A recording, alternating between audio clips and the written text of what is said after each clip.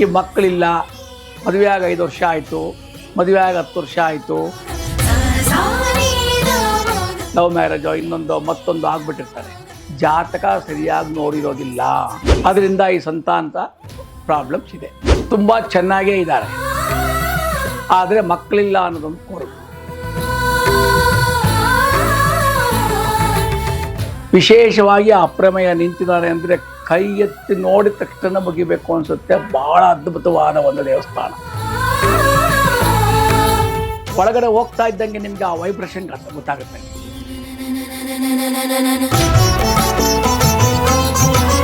ವಿಷ್ಣುವಿನ ದೇವಸ್ಥಾನ, ಕೃಷ್ಣನ ದೇವಸ್ಥಾನ ಬೇಕಾದಷ್ಟು ಇರುತ್ತೆ. ಈ ಅಂಬೆಗಾಲು ಇರ್ತಕ್ಕಂಥ ಕೃಷ್ಣ ಖಂಡಿತವಾಗ್ಲೂ ತುಂಬ ಕಮ್ಮಿ. ಅಲ್ಲಿ ಅಪ್ರಮೇಯ ನೋಡಿ ಅವನ್ನೆಲ್ಲ ನಿಮ್ಗೇನು ನಿಮ್ಮ ಪ್ರಾಬ್ಲಮ್ ಇದೆಯೋ, ಈ ಸಂತಾನದ ಪ್ರಾಬ್ಲಮ್ ಎಲ್ಲ ಬೇಡ್ಕೊಂಡು ಮುಂದೆ ಒಳಗೆ ಹಾಗೆ ಬಂದಾಗ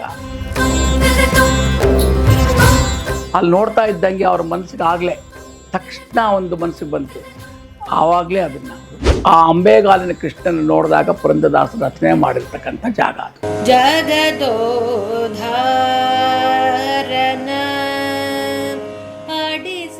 ಮೈಸೂರು ಮಹಾರಾಜರು, ಇಂದಿನ ಮಹಾರಾಜರುಗಳು ವಿಶೇಷವಾಗಿ ಈ ದೇವಸ್ಥಾನಕ್ಕೂ ಬಂದು ಭಾಳ ವಿಶೇಷವಾದ ಒಂದು ಪೂಜೆಗಳನ್ನೆಲ್ಲ ಮಾಡಿ ಅವ್ರಿಗೆ ಬೇಕಾದ ಸಂತಾನ ಫಲಗಳನ್ನು ಪಡ್ಕೊಂಡಿದ್ದಾರೆ. ಅದಕ್ಕೆ ಬೇಕಾದಷ್ಟು ಉದಾಹರಣೆಗಳಿದೆ. ಅವತ್ತು MS ಸುಬ್ಬಲಕ್ಷ್ಮಿ ಹಾಡಿರುವಂಥ ಜಗದೋದ್ಧಾರನ ಇಡೀ ಪ್ರಪಂಚದಲ್ಲೇ ಎಲ್ರಿಗೂ ಇಷ್ಟವಾಗಿರ್ತಕ್ಕಂಥ ಹಾಡು.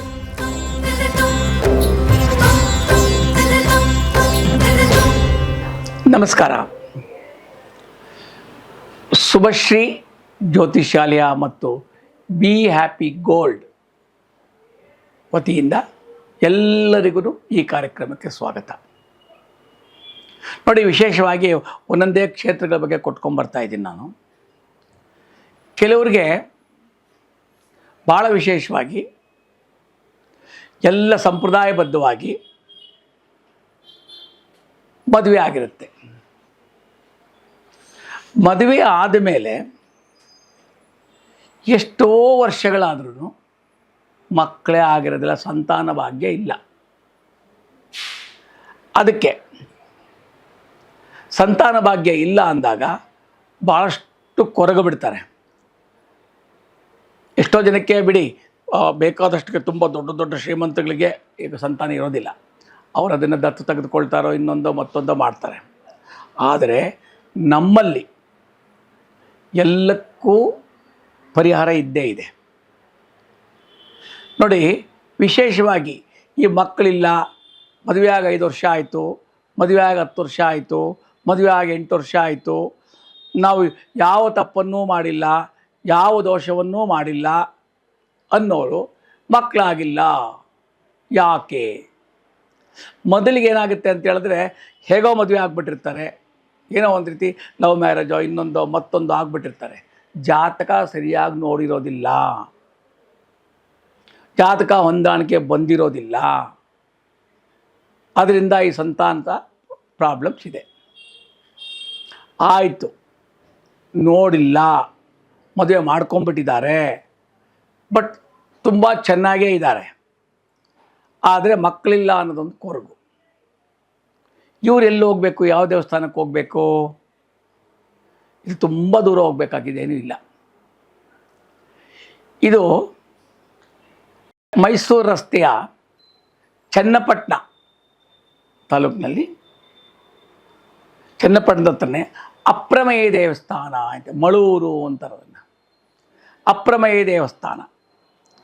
ಆ ಅಪ್ರಮೇಯ ದೇವಸ್ಥಾನದ ಏನಪ್ಪ ಅಂತ ಹೇಳಿದ್ರೆ, ವಿಶೇಷವಾಗಿ ಅಪ್ರಮೇಯ ನಿಂತಿದ್ದಾರೆ ಅಂದರೆ ಕೈ ಎತ್ತಿ ನೋಡಿದ ತಕ್ಷಣ ಮುಗಿಬೇಕು ಅನಿಸುತ್ತೆ. ಭಾಳ ಅದ್ಭುತವಾದ ಒಂದು ದೇವಸ್ಥಾನ.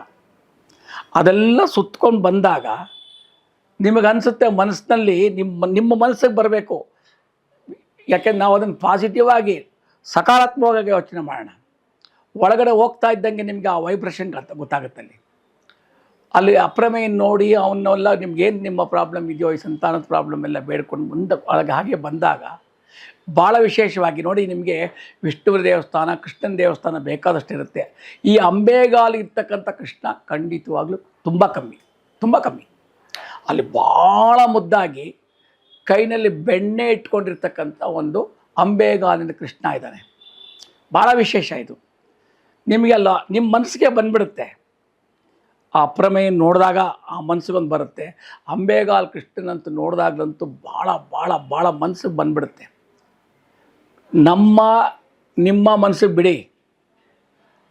ಅವತ್ತು ಪುರಂದರದಾಸರು ಆ ಅಪ್ರಮೇಯ ದೇವಸ್ಥಾನಕ್ಕೆ ಹೋದಾಗ ಭಾಳ ವಿಶೇಷವಾಗಿ ಆ ದೇವಸ್ಥಾನದಲ್ಲಿ ನೋಡಿದ ಮೇಲೆ ಆ ಅಂಬೇಗಾಲ ಕೃಷ್ಣನ್ ನೋಡಿದ್ರು. ಭಾಳ ಒಂಥರ ಅವರಿಗೆ ಭಾಳ ಆನಂದ ಆಗೋಯ್ತು. ಯಾಕೆಂದರೆ ಅವರು ದಾಸಶ್ರೇಷ್ಠರು.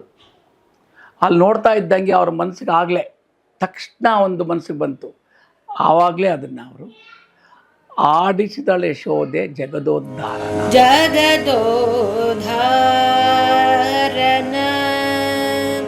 ಆಡಿಸಿದಳೆ ಯಶೋದ ಜಗದೋದ್ಧಾರನ ಆಡಿಸಿದಳೆ ಯಶೋದ ಜಗದೋದ್ಧಾರನ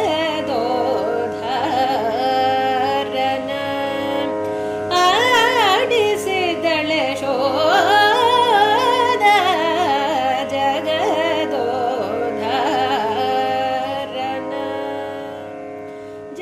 ಜಗದೋದ್ಧಾರನ ಹಾಡು ನೀವು ಏನು ದಾಸರ ಪದಗಳಲ್ಲಿ ಕೇಳ್ತಿರಲ್ವ, ನೀವು ಆನಂದ ಪಡ್ತಿರಲ್ವ, ನೀವು ಅದನ್ನು ಆ ಅಂಬೇಗಾಲಿನ ಕೃಷ್ಣನ ನೋಡಿದಾಗ ಪುರಂದರದಾಸರು ರಚನೆ ಮಾಡಿರ್ತಕ್ಕಂಥ ಜಾಗ, ಸ್ಥಳ. ಮೈಸೂರು ಮಹಾರಾಜರು, ಇಂದಿನ ಮಹಾರಾಜರುಗಳು ವಿಶೇಷವಾಗಿ ಈ ದೇವಸ್ಥಾನಕ್ಕೂ ಬಂದು ಭಾಳ ವಿಶೇಷವಾದ ಒಂದು ಪೂಜೆಗಳನ್ನೆಲ್ಲ ಮಾಡಿ ಅವ್ರಿಗೆ ಬೇಕಾದ ಸಂತಾನ ಫಲಗಳನ್ನು ಪಡ್ಕೊಂಡಿದ್ದಾರೆ. ಅದಕ್ಕೆ ಬೇಕಾದಷ್ಟು ಉದಾಹರಣೆಗಳಿದೆ. ಅದಲ್ಲದೆ ಒಂದು ವಿಶೇಷವಾದ ಸಂಗೀತ ಕಚೇರಿಯನ್ನು MS ಸುಬ್ಬಲಕ್ಷ್ಮಿ ಅವರು ಕೂಡ ಏರ್ಪಡಿಸಿ ಕಚೇರಿ ಮುಗಿಸ್ಕೊಂಡು ಇಲ್ಲಿ ಒಳಗೆ ಬರಬೇಕಾದ್ರೆ ಈ ಅಂಬೇಗಾಲಿನ ಕೃಷ್ಣನ್ ನೋಡೋದು ಅಪ್ರಮೇಯ ದೇವಸ್ಥಾನದಲ್ಲಿ. ಆವತ್ತೇ MS ಸುಬ್ಬಲಕ್ಷ್ಮಿ ಪುರಂದರದಾಸರ ಜಗದೋದ್ಧಾರನ ಆಡಿಸಿದಳು ಯಶೋದೆ ಜಗದೋದ್ಧಾರನ. ಅವತ್ತು MS ಸುಬ್ಬಲಕ್ಷ್ಮಿ ಹಾಡಿರುವಂಥ ಜಗದೋದ್ಧಾರನ ಇಡೀ ಪ್ರಪಂಚದಲ್ಲೇ ಎಲ್ರಿಗೂ ಇಷ್ಟವಾಗಿರ್ತಕ್ಕಂಥ ಹಾಡು. ಈ ದೇವಸ್ಥಾನಕ್ಕೆ ಹೋದವರು ಮಹಾರಾಜರು ಮತ್ತು MS ಸುಬ್ಬಲಕ್ಷ್ಮಿಯ ಒಂದು ಸೇವೆಯನ್ನೇ ಪಡೆದಿರ್ತಕ್ಕಂಥ ಅಂಬೇಗಾಲ ಕೃಷ್ಣ ಅವನ್ನ ದರ್ಶನ ಮಾಡಿ ಮತ್ತು ಅಲ್ಲಿ ಭಕ್ತಿಯಿಂದ ಬೇಡ್ಕೊಬೇಕು, ಭಾಳ ಭಕ್ತಿಯಿಂದ ಬೇಡ್ಕೊಂಡು ನನಗೂ ಒಂದು ಸಂತಾನ ಕೊಡು ಅಂಥೇಳಿ, ಸಾಧ್ಯವಾದರೆ ಈ ಸಂತಾನ ಗೋಪಾಲಕೃಷ್ಣ ಯಂತ್ರ ಇರುತ್ತೆ, ಈ ಯಂತ್ರವನ್ನು ಸಹ ತೆಗೆದುಕೊಂಡೋಗಿ ಅಲ್ಲೇ ಪೂಜೆ ಮಾಡಿಸ್ಕೊಂಬರ್ಬೋದು. ಇಲ್ಲ ಇಲ್ಲಿ ಯಂತ್ರ ತೆಗೆದುಕೊಂಡೋಗಿ ನೀವು ಮನೆಯಲ್ಲಿಟ್ಟು ಪೂಜೆ ಮಾಡಿ ಆ ಭಗವಂತನನ್ನು, ಆ ಅಂಬೇಗಾಲ ಕೃಷ್ಣನನ್ನು, ಆ ಅಪ್ರಮೇಯನನ್ನು ಪುರಂದರದಾಸರು ಹಾಡ್ದಂಥ, ರಚನೆ ಮಾಡಿದಂಥ, MS ಸುಬ್ಬಲಕ್ಷ್ಮಿ ಹಾಡ್ದಂಥ ಮತ್ತು ನೀವು ಅಲ್ಲಿ ದರ್ಶನ ಮಾಡಿದಾಗ ಈ ಯಂತ್ರ ಮತ್ತು ನಿಮ್ಮ ಭಕ್ತಿ ಆ ಭಗವಂತನಲ್ಲಿ ಸಮರ್ಪಣೆ ಮಾಡ್ಕೊಂಡು ಬಂದಾಗ ಖಂಡಿತವಾಗಲೂ ಸಂತಾನ ಆಗುತ್ತೆ.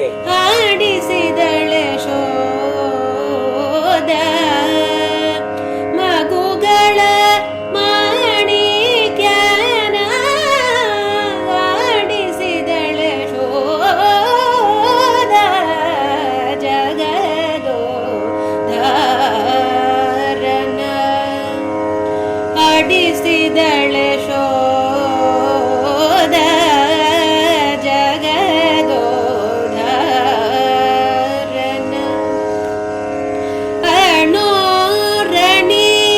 ಅಣೋರಣೀಯನ ಮಹತೋ ಮಹಿಮನ ಅಣೋರಣೀಯನ ಮಹತೋ ಮಹಿಮನ. ಇದು ಇವತ್ತು ನೆನೆ ದೇವಸ್ಥಾನ ಅಲ್ಲ, ಸಾವಿರಾರು ವರ್ಷ ಇತಿಹಾಸ ಇರ್ತಕ್ಕಂಥ ದೇವಸ್ಥಾನ. ಅದು ಹೇಳ್ತಿರಲ್ಲ, ಮಹಾರಾಜರು MS ಸುಬ್ಬಲಕ್ಷ್ಮಿ ಪುರಂದರದಾಸರೇ ಅಲ್ಲಿ ಹೋಗಿ ನಿಂತು ನೋಡಿ ಸಂತೋಷದಿಂದ ರಚನೆ ಮಾಡಿದಂಥ ಸ್ಥಳ ಇದೆಯಲ್ಲ, ಆ ಸ್ಥಳ ಮಹಿಮೆ ಇದೆಯಲ್ಲ, ಅಪಾರವಾದದ್ದು. ಯಾರಿಗೆ ಸಂತಾನ ಕೊರತೆ ಇದೆಯೋ ಖಂಡಿತವಾಗಲೂ ಈ ದೇವಸ್ಥಾನದಲ್ಲಿ ಹೋಗಿ ವಿಶೇಷವಾಗಿ ಪೂಜೆ ಮಾಡಿಸಿ ಅಲ್ಲೇ ಎಲ್ಲಾದರೂ ಒಂದು ಕಡೆ ಕೂತ್ಕೊಂಡು ನೀವು ಈ ಜಗದೋದ್ಧಾರನ ಹಾಡನ್ನು ಸಣ್ಣದು, ಯಾಕೆಂದರೆ ಬೇರೆಯವ್ರು ಡಿಸ್ಟರ್ಬ್ ಆಗಬಾರ್ದು, ಸಣ್ಣದಾಗಿ ಹಾಕ್ಕೊಂಡು ಕಂಪ್ಲೀಟಾಗಿ ಅದೇ ದೇವಸ್ಥಾನದಲ್ಲಿ ಕೇಳ್ಕೊಂಬಂದಾಗ ಸಂತಾನ ಆಗೋದ್ರಲ್ಲಿಗೆ ಯಾವುದೇ ಸಂಶಯ ಇಲ್ಲ. ಸಂಶಯ ಅನ್ನೋ ಪ್ರಶ್ನೆ ನಮ್ಮಲ್ಲಿರಬಾರ್ದು. ಆ ಭಗವಂತನಲ್ಲಿ ನಮ್ಮ ಭಕ್ತಿಯನ್ನು ಸಮರ್ಪಣೆ ಮಾಡಿ ಬಂದಾಗ ಖಂಡಿತ ಸಂತಾನ ಆಗುತ್ತೆ. ಎಲ್ಲರೂ ಆ ಸಂತಾನದ ಫಲವನ್ನು ಮತ್ತು ಆ ಆನಂದವನ್ನು, ಆ ಸಂತೋಷವನ್ನು ಪಡೀರಿ ಅಂತ ಹೇಳ್ತೀನಿ. ನಮಸ್ಕಾರ.